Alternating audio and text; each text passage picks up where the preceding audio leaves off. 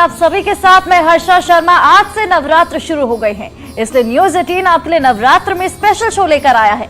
माँ की कथा कहानियों के साथ शारदीय नवरात्रि में माँ दुर्गा की पूजा कैसे करें, कौन से मंत्र से माँ शक्ति खुश होंगी, क्या करने से आपकी मनोकामनाएं पूरी होंगी और किस दिन कौन से रूप की पूजा कैसे करें, हम आपको सभी जानकारी देंगे। हमारे साथ माँ की महिमा बताने के लिए इस वक्त स्टूडियो में ज्योतिष और वास्तु विशेषज्ञ डॉक्टर नीति एस शर्मा मौजूद हैं। बहुत बहुत स्वागत है आपका। नमस्कार जी।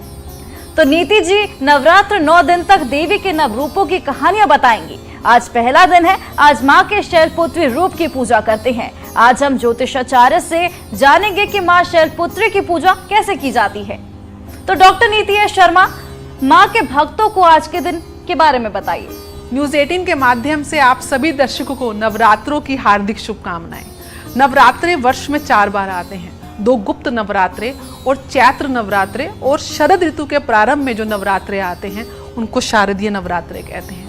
माता देवी की आराधना के साथ साथ भगवान राम के भी जीवन के ये प्रमुख अंग माने जाते हैं। भगवान राम ने लंका पे विजय प्राप्त करने के लिए 9 के 9 दिन, नवरात्रों का अर्थ है 9 प्लस रात्रि, यानी कि 9 के 9 दिन माता की आराधना करी, शक्ति को प्राप्त किया और अंततः दशमी के दिन रावण का संहार किया। समय के प्रारंभ में जब परब्रह्म के 2 भाग हुए थे, एक पुरुष और दूसरी प्रकृति।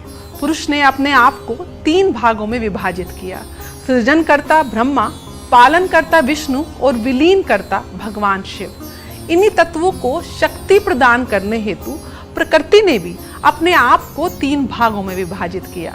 धन की देवी लक्ष्मी, विद्या की देवी सरस्वती और देवी पार्वती यानी कि शिवा। इन्हीं तीनों शक्तियों के 3 रूप जो बने हैं, तीनों प्रकार से उन्होंने सृजन, पालन और हरण का कार्यभार संभालते हुए 9 रूपों में वो परिवर्तित हुई, जिनको हम नव दुर्गा कहते हैं। तो नीति जी, माँ दुर्गा के 9 शक्ति स्वरूपों के बारे में दर्शकों को जरा विस्तार से बताइए। शक्ति की देवी माँ दुर्गा के 9 रूपों का विशेष महत्व है। उनकी पूजा करने से जीवन में शक्ति का संचार होता है। इसके बाद जब आप शक्ति और ऊर्जा के साथ जीवन में आगे बढ़ते हैं तो किसी भी कार्य को करते हुए आपको सफलता निश्चित रूप से मिलती है।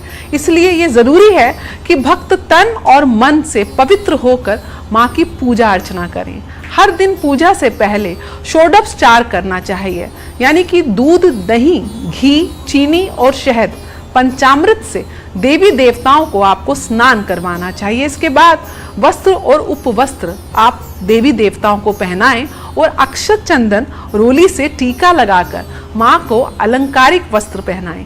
इसके बाद आप माता को सुगंधित द्रव्य, पुष्प, माला चढ़ाएं। अगरबत्ती, कपूर, दीपक के साथ उनकी पूजा आराधना करें और अंत में दुर्गा सप्तशती के मंत्र को आप उच्चारण करें। ओम ऐं ह्रीं क्लीं चामुंडाय विच्चय नमः। इस मंत्र से आप अपनी पूजा आराधना प्रारंभ कर सकते हैं। नवरात्रों के दिनों में भक्त दुर्गा सप्तशलोकी से भी माता की पूजा आराधना करते हैं। साथ में सिद्ध कुंजी का स्तोत्र पढ़ने का भी इन दिनों विशेष महत्व माना जाता है। नवरात्रि के 9 दिनों में देवी के अलग अलग रूपों की आपको पूजा करनी चाहिए। इसमें रात्रि शब्द में आपको सिद्धि की प्राप्ति होती है। 10वें दिन जब पूजा समाप्त हो जाती है तो हम सब दशहरा धूमधाम से मनाते हैं। तो नीति जी, पहले दिन नवरात्र में क्या कुछ विधि विधान फॉलो करने होते हैं? जैसे कि हम जानते हैं कि चैत्र और शरद नवरात्रों में हम खूब जोर से, खूब हर्षोल्लास के साथ त्यौहार बनाते हैं। वहीं गुप्त नवरात्रों में विशेष रूप से जो साधक होते हैं, जिन्होंने सिद्धियों को प्राप्त करना होता है, वे गुप्त रूप से इन दिनों अपनी सिद्धियों को प्राप्त करते हैं। ये एक प्रकार से आपको किसी की बुरी नज़र ना लगे, नकारात्मक ऊर्जा आपके पास ना आए, तो आप इन दिनों में ध्यान पूर्वक माता को अपना समर्पण जो आप देते हैं ध्यान का, तो उसका आपको विशेष फल गुप्त रूप से मिलता है।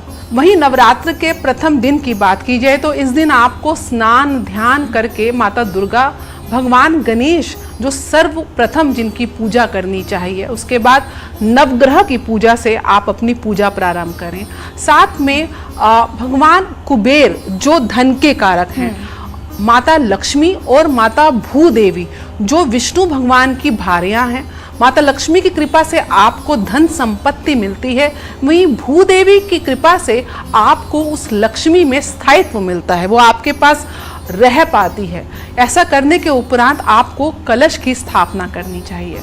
कलश के ऊपर आप रोली से ओम या स्वास्तिक लिखें। कलश स्थापना के समय आपने अपने पूजा ग्रह को, जो आपका पूजा का स्थान आपने निर्धारित किया है, वो हमेशा उत्तर पूर्वी दिशा में होना चाहिए। वास्तु शास्त्र के अनुसार जो सबसे ज्यादा पावन दिशा है वो ईशान कोण की दिशा है, यानी कि उत्तर पूर्वी दिशा।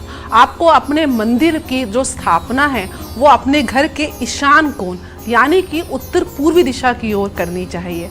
इसके साथ ही आपको पूर्वोत्तर भाग में जब आप बैठते हैं तो आपका जो फेस है पूजा करते हुए वो या तो उत्तर की तरफ या फिर पूर्व की तरफ, जहाँ से सूर्योदय होते हैं उस तरफ होना चाहिए। कलश स्थापना के समय आप 7 प्रकार के अनाज रखें। संभव हो तो नदी की रेत आप ले आए, फिर उसमें जौ डालें। उसके उपरांत आप कलश में गंगा जल, लौंग, इलायची, पान सुपारी, रोली और कलावे से बांधकर चंदन, अक्षत, हल्दी से तिलक लगा के कलश के अंदर द्रव्य दक्षिणा यानी कि रुपया संकल्प करके आप अवश्य डालें। फिर माता भूदेवी को आप प्रणाम करें। ओम भूमये नमः कहते हुए आप कलश को 7 अनाजों सहित रेत के ऊपर स्थापित करें। तो नीति जी, नवरात्र के पहले दिन माँ शैलपुत्री की पूजा हो रही है, आखिर शैलपुत्री की कहानी क्या है? शैलपुत्री हिमालय पर्वत की पुत्री हैं। पूर्व जन्म में ये राजा दक्ष की पुत्री और भगवान शिव की पत्नी थी, तब इनका नाम सती था। एक बार प्रजापति दक्ष ने बहुत विशाल यज्ञ का आयोजन किया। उन्होंने सभी राजा महाराजों व देवी देवताओं को निमंत्रण दिया, लेकिन भगवान शिव क्योंकि अघोरी के रूप में थे, वे उनको पसंद नहीं थे, तो उन्होंने भगवान शिव को निमंत्रण नहीं दिया। जब देवी सती को अपने पिता के द्वारा आयोजन करे हुए विशाल यज्ञ के बारे में पता चला तो उनका मन उस यज्ञ में जाने के लिए व्याकुल होने लगा। तब उन्होंने भगवान शिव को अपनी इच्छा की अनुभूति कराई। इस पर भगवान शिव ने कहा कि किसी कारण से रुष्ट होकर तुम्हारे पिता ने हमें आमंत्रण नहीं दिया है, इसलिए तुम्हारा वहां जाना कदाचित उचित नहीं होगा। लेकिन देवी सती भगवान शिव की बात पर विचार किए बिना अपने पिता के यहाँ जाने के लिए आग्रह करने लगी। तब भगवान शिव ने उनके बार बार आग्रह पर वहां जाने की उनको अनुमति दे दी। जब सती वहां पहुंची तो उन्होंने देखा कि उनका कोई भी परिजन उनसे प्रेम पूर्वक बात नहीं कर रहा है। अपने परिजनों के इस व्यवहार को देखकर देवी सती को काफी दुख लगा और उन्हें इस बात का आभास हुआ कि भगवान शिव की बात ना मानकर उनसे कितनी बड़ी गलती हुई है। वे अपने पति भगवान शिव के इस अपमान को सहन ना कर सकी और उन्होंने तत्काल उसी यज्ञ की योगाग्नि द्वारा अपने शरीर को भस्म कर दिया। इसके बाद देवी सती ने पर्वतराज हिमालय की पुत्री के रूप में पुनः जन्म लिया और देवी शैलपुत्री के नाम से वह जानी गई। तो नीति जी, आपने बहुत रोचक कथा हमें बताई, लेकिन माँ शैलपुत्री की पूजा कैसे करें? सर्वप्रथम आपको शुद्ध होकर चौकी पर लाल वस्त्र बिछाकर देवी शैलपुत्री की प्रतिमा या तस्वीर स्थापित करनी चाहिए। तत्पश्चात आज के दिन आपको कलश स्थापना करनी चाहिए। प्रथम पूजन के दिन शैलपुत्री के रूप में भगवती दुर्गा दुर्गति नाशिनी की पूजा लाल पुष्प, अक्षत, रोली, चंदन से होती है।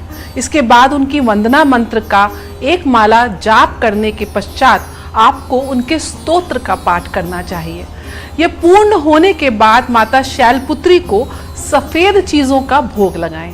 यह शुद्ध देसी गाय के घी में बना होना चाहिए। माता को लगाए गए इस भोग से रोगों का नाश होता है। जैसे कि आपने बताया नीति जी कि सफेद चीजों का उन्हें भोग लगाएं, और आपने हमें ये भी बताया कि घी उन्हें बेहद पसंद है, तो क्या दूध दही से भी उनका भोग लगाया जा सकता है? जी बिल्कुल, माता शैलपुत्री को घी, और वो भी गाय का घी, गाय को हिंदू शास्त्र में भगवान की संज्ञा दी गई है। सभी देवी देवताओं का वास गाय के अंदर पाया जाता है।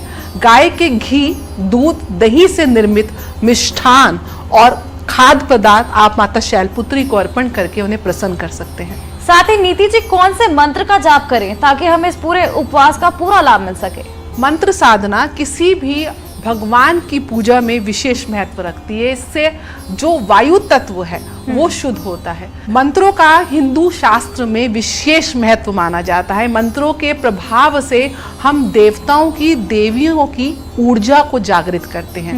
माता शैलपुत्री की पूजा के लिए आपको उनके बीज मंत्र को जाप करना चाहिए। वे इस प्रकार रहेगा, या देवी सर्वभूतेषु शैलपुत्री रूपेण संस्थिता नमस्तस्यै नमस्तस्यै नमस्तस्यै नमो नमः। इस मंत्र के जाप से आप माता शैलपुत्री का आह्वान कर सकते हैं।